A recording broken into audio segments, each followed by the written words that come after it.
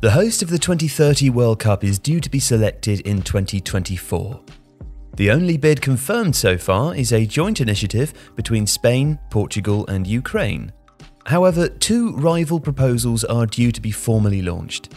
One will be a joint bid comprising Argentina, Uruguay, Paraguay and Chile, and the other will be a combined effort by Saudi Arabia, Egypt and Greece. Now, when the South American joint bid was first publicized in 2017, then Barcelona teammates Luis Suarez and Lionel Messi teamed up to promote their countries.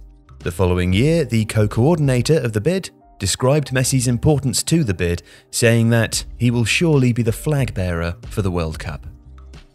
But this May, a fresh development arose when Messi, arguably the greatest and most famous footballer on the planet, signed a lucrative agreement to promote the state of Saudi Arabia.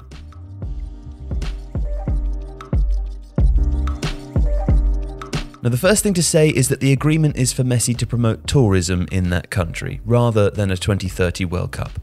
However, the national objective of Saudi Arabia is tied around Vision 2030. This is described by government literature as a unique, transformative economic and social reform blueprint that is opening Saudi Arabia up to the world. A World Cup bid for 2030 therefore seems heavily linked to the overall vision, and promoting tourism does much to aid that cause. Other examples include the state's sovereign wealth fund, PIF, deciding to acquire the English Premier League club Newcastle United, as well as backing the LIV Golf Breakaway Tour and staging the 2019 heavyweight boxing clash between Anthony Joshua and Andy Ruiz. The length and terms of Messi's agreement has not been publicised. The Daily Telegraph reported Cristiano Ronaldo rejected an offer worth more than £5 million per year to promote Saudi tourism. However, multiple sources familiar with the workings of ambassadorial roles in the Gulf region, who wished not to be named to prevent repercussions, suggested to The Athletic that Messi's deal may be worth as much as 5 times more than the annual fee apparently offered to Ronaldo. Representatives for Messi said that they could not clarify the figures involved, owing to the terms of confidentiality in the agreement, while the Saudi government did not respond to emails from The Athletic. The Saudis first promoted the Argentinian as their tourism ambassador for the country during a trip to Jeddah, a resort city by the Red Sea, in May 2022. This is not his first visit to the kingdom, and it will not be his last, said Ahmed Al-Kataib, the Saudi Minister of Tourism, in a tweet that showed Messi's welcome at King Abdulaziz International Airport. Messi later published a picture of himself on a yacht while watching the Saudi sunset. Discovering the Red Sea, #Visit Saudi, read the caption on Instagram, where Messi has over 370 million followers. The post was labelled as a paid partnership with Visit Saudi, which is a subsidiary company of the Saudi Tourism Authority, and the Visit Saudi website now has a Messi landing page. Messi's support team declined to comment on whether his position promoting Saudi may conflict with his own country's attempts to stage a World Cup in 2030.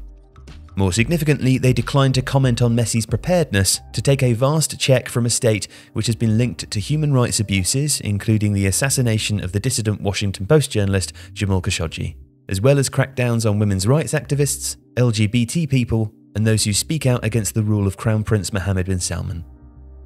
In 2021, the humanitarian organisation UNICEF reported that more than 10,000 children had been killed since a Saudi-led coalition's involvement in the conflict in neighbouring Yemen.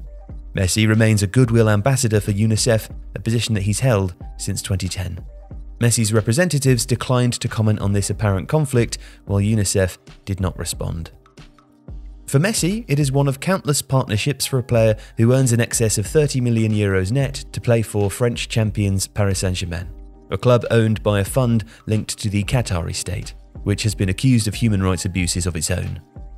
In May, business website Forbes estimated that Messi had in total earned more than $120 million during the previous year.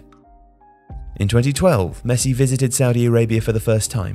Since then, the relationship has grown more cosy, and much of this is down to a curious figure named Turki Al-Sheikh.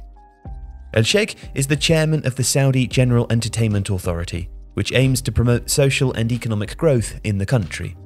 He is a prominent Saudi politician and also the owner of Spanish La Liga club Almeria. And according to many observers of Saudi Arabia, he's one of the most powerful men in the kingdom. Take for example the account of Khashoggi, the dissident brutally assassinated in Istanbul in 2018. In a Newsweek interview recorded before his death but published after his passing, Khashoggi said that Mohammed bin Salman does not have political advisors except Turki al-Sheikh and Saud al-Qahtani. He added, "They are very thuggish. People fear them. Turki al-Sheikh is in charge of sport, and it's rumoured that he has a few billions at his disposal to spend on sport and keep young people busy." Al-Qahtani ran media operations and propaganda for MBS, and US intelligence reports previously linked him to the plot which saw Khashoggi murdered. The Saudi court cleared Al-Qahtani of charges in 2019. Al-Sheikh, meanwhile, is a former security guard for MBS, who became so friendly with the Crown Prince that he was allowed to run the Saudi Sports Commission. While running it, he became a key interlocutor for those who wished to cash in on the money available in Saudi. He was responsible for organising a fixture between Brazil and Argentina there in 2019, where his football club, Almeria, published a social media clip of Messi and al-Sheikh hugging in the tunnel before the match with the caption, "Two Lions." Messi also wished al-Sheikh happy birthday for his 40th, and has previously visited the politician's home in Riyadh with other Argentina players. It's a particularly interesting situation, as for a long time, the relationship between Saudi Arabia and Qatar had been tense owing to a blockade of Qatar by its neighbours. Yet Messi's contract at PSG allows him to agree whatever commercial agreements he likes, and the past year has seen a thaw in relations between Saudi and Qatar, to the extent that MBS and the Qatari Emir, Sheikh Tamim bin Hamad Al Thani, sat either side of FIFA President Gianni Infantino during the opening match of the World Cup, before being spotted walking arm in arm through the stadium. In conversations with prominent Argentine figures, the unease about criticising Messi, even mildly, shines through. Fernando Marin, the coordinator of the South American joint bid for 2030, however, remains convinced. Messi has a unique power on and off the pitch. He is a brand for all football, not for states, he says. He will be a fundamental piece of a South American bid for 2030.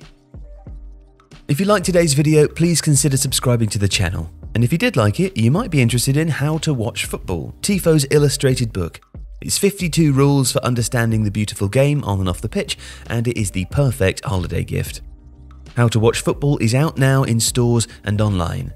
See the link in the description to find out more, and thank you for watching today's video.